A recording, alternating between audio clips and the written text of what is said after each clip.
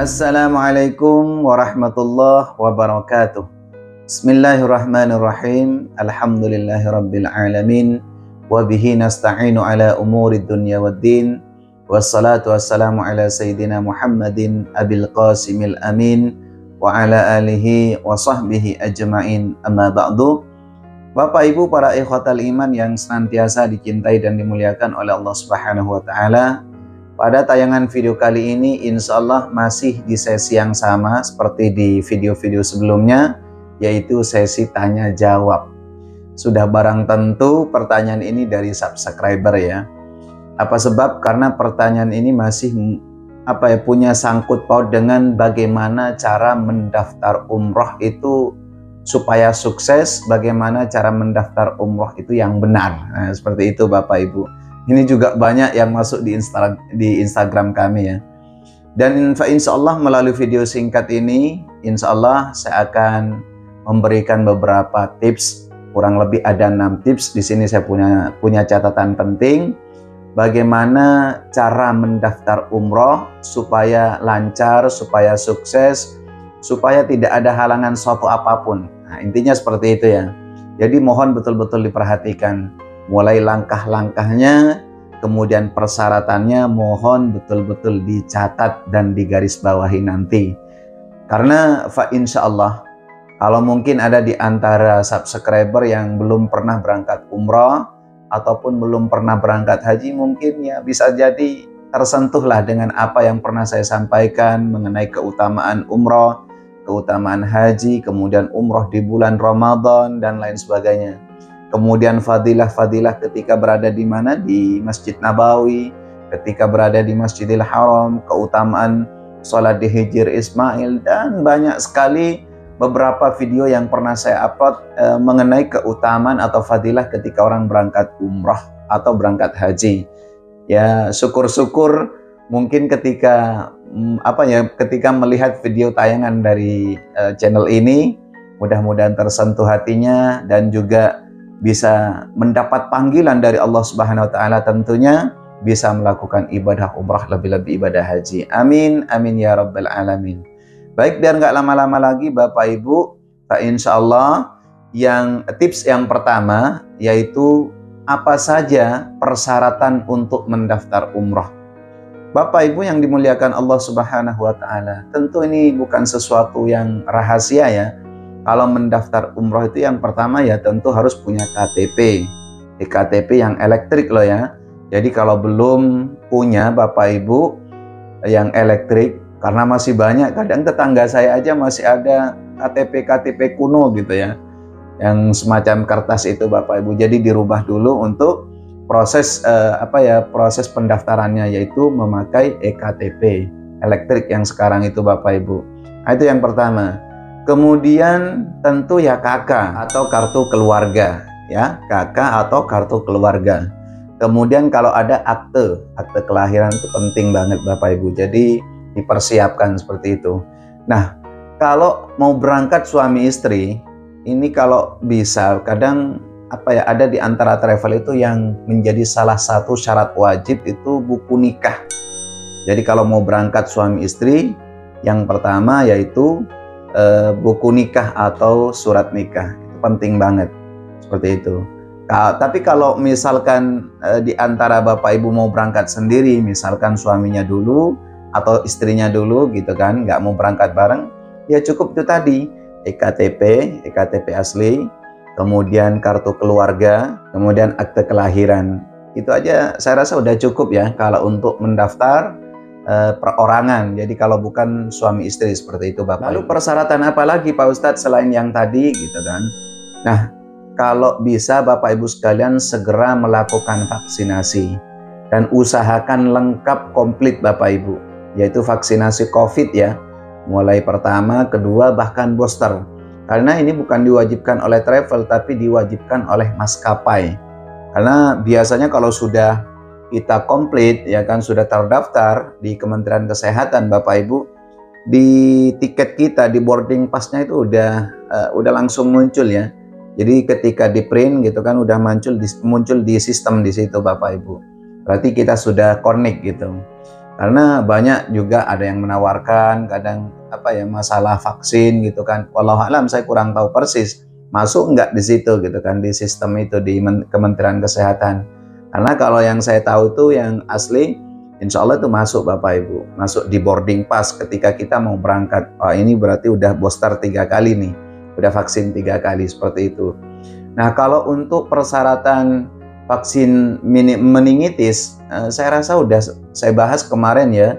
Jadi untuk sementara Bapak Ibu dan mudah-mudahan untuk selanjutnya ini, mudah-mudahan ini sudah dihapus aturan ini Bapak Ibu yang sebelumnya itu memang menjadi salah satu syarat wajib vaksin meningitis. Tapi sekarang insya Allah dan kedepannya juga mudah-mudahan ini dihapus kecuali jemaah haji ya. Jadi nggak usah bingung-bingung.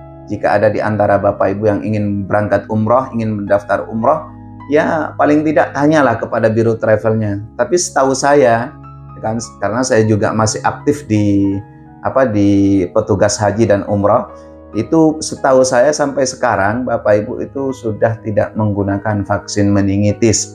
Jadi tidak menjadi salah satu syarat wajib. Saya rasa paham ya. Yang wajib itu mohon diperhatikan itu vaksin vaksin COVID yaitu mulai pertama, kedua. Kalau ada dilengkapi lagi vaksin yang ketiga. Seperti itu Bapak Ibu. Jadi itu tadi Bapak Ibu persyaratan-persyaratan. Yang pertama EKTP ya harus punya EKTP, kemudian kartu keluarga, kemudian akte kelahiran. Kalau mau berangkat suami istri sekali lagi harus disertakan buku nikah atau surat nikah. Kemudian yang kedua sudah saya sampaikan tadi. Yang kedua harus vaksin COVID. Kemudian syarat yang ketiga sudah barang tentu itu harus punya paspor. Gitu loh Bapak Ibu. Nah bagaimana langkah-langkahnya Pak Ustadz supaya saya bisa membuat paspor sendiri atau gimana gitu kan? Apa travel yang membuat?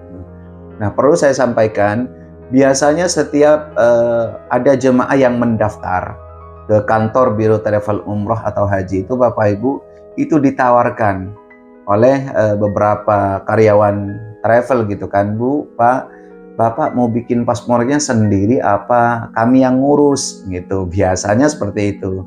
Nah, kalau ngurus sendiri mungkin ya lebih hemat lah masalah harga Bapak Ibu. Karena apa ya? Karena kita harus capek sendiri, tapi kalau travel yang ngurus sudah barang tentu kita tinggal duduk manis ya kan. Dia yang ngurus semua. Persyaratannya, kemudian langkah-langkahnya seperti apa, dia yang lebih tahu gitu Bapak Ibu. Jadi sekali lagi saya ulangi, kalau mau ngurus sendiri, itu langkah yang pertama minta rekomendasi, ya minta surat rekomendasi dari travel. Jadi kan nanti dijelasin bahwa si Fulan mau berangkat umroh dengan biro ini, jadwal keberangkatannya tanggal sekian, bulan sekian itu nanti ada surat rekomendasi dari travel. Ya, itu kalau misalkan Bapak Ibu mau ngurus sendiri. Tapi kalau Bapak Ibu sudah pasrah penuh sama travel, udahlah Pak, Bu, misalkan saya pasrah penuh sama Bapak, cara pengurusan cara pembuatan paspornya itu seperti apa, saya pasrah gitu kan. Nah, itu nanti paling-paling Bapak Ibu dikasih jadwal untuk foto paspor aja.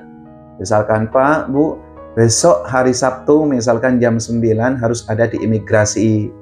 Nah ini gitu kan, udah tinggal gitu aja Bapak Ibu, nggak ribet kok ya.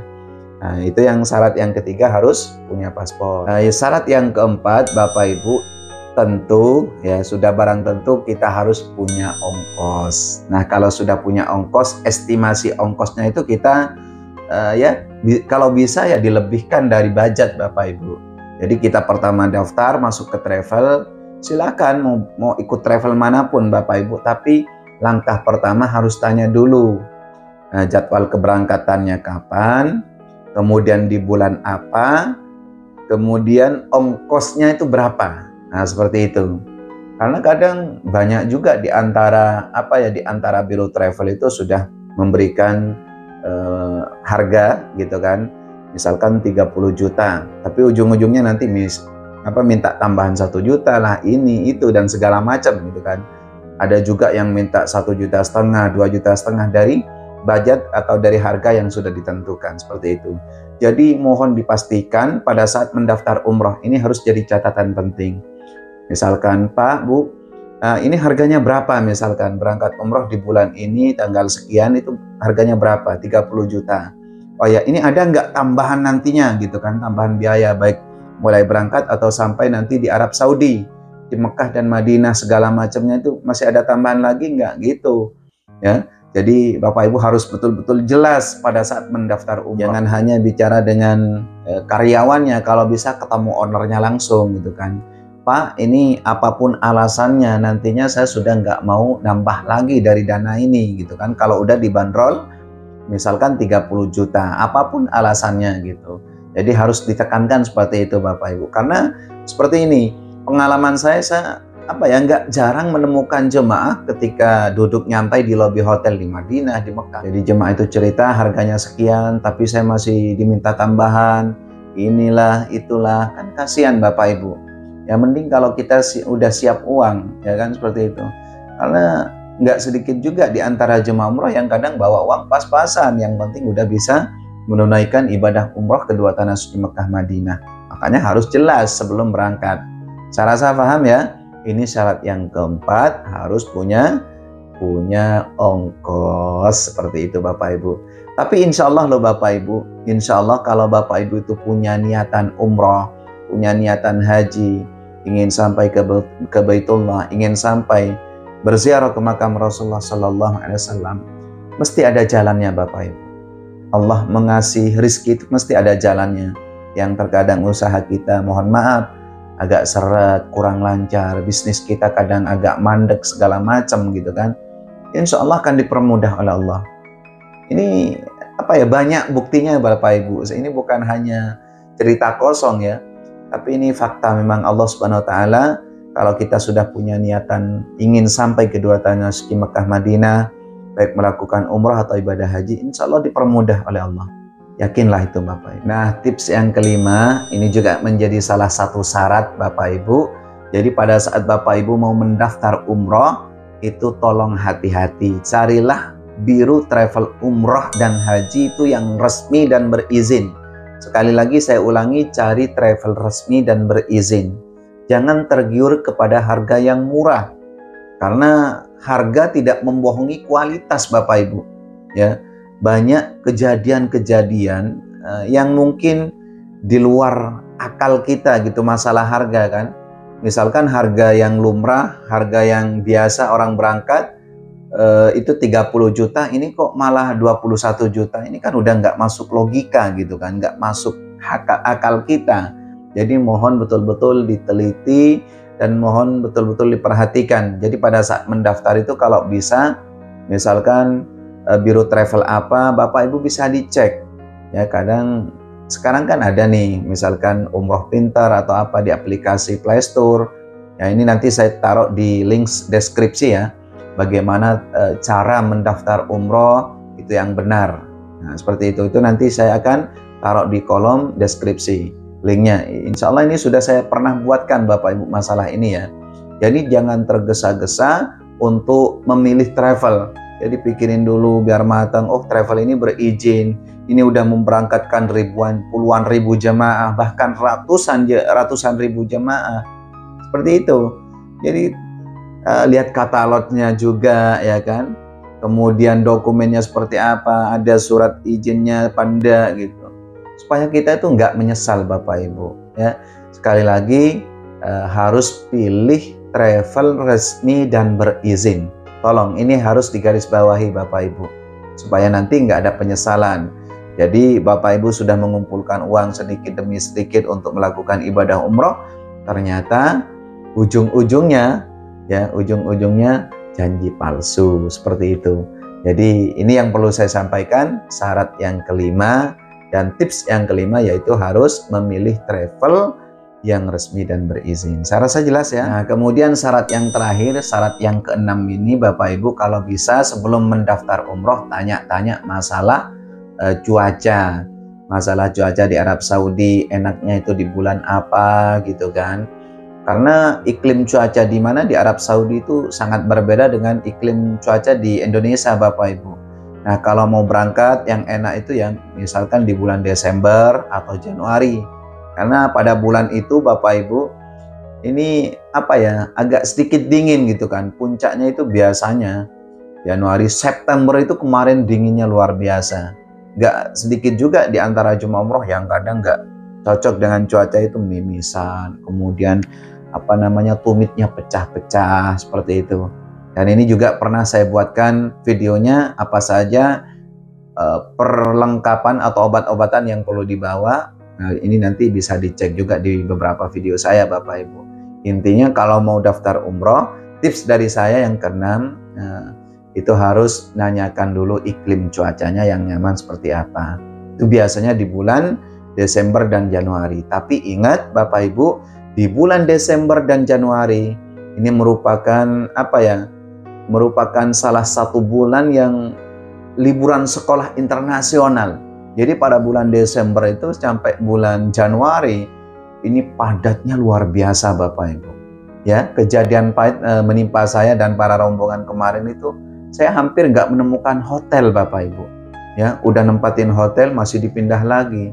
Karena liburan internasional bukan hanya orang Indonesia, tapi penduduk lokal Arab Saudi bahkan Jazirah Arab itu melakukan umroh semua di bulan itu, Desember, Januari, September. Waduh, padatnya luar biasa. Saya nggak bisa membayangin ya. Sehingga banyak di antara jemaah umroh yang kadang mohon maaf nggak langsung nemu kamar hotel seperti itu Bapak Ibu. Tapi memang cuacanya dingin gitu loh di bulan Desember, Januari sampai September ya.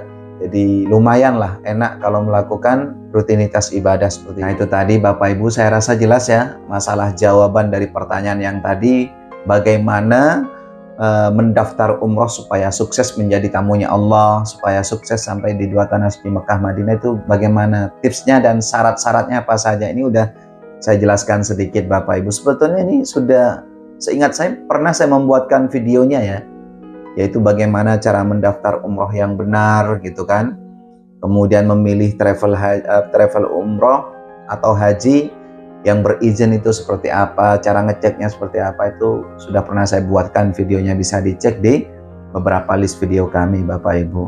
Intinya saya mendoakan bagi Bapak Ibu yang punya niatan untuk pergi umroh ataupun pergi haji ke dua tanah suci Mekah dan Madinah, ingin berziarah ke makam baginda Rasulullah Sallallahu Alaihi Wasallam, apapun usahanya, apapun bisnisnya, mudah-mudahan oleh Allah Subhanahu Wa Taala diberi kemudahan dan kelancaran. Amin Allahumma amin ya rabbal alamin. Dan bagi siapapun yang belum mendaftar umroh atau haji, dari sekarang tanamkan niat yang tulus ikhlas karena Allah. Insya Allah segala usahanya akan dipermudah oleh Allah, segala rizkinya akan diberi kelancaran oleh Allah dari segala arah yang tidak disangka oleh kita Bapak Ibu. Oke? Jadi ini saja yang perlu saya sampaikan.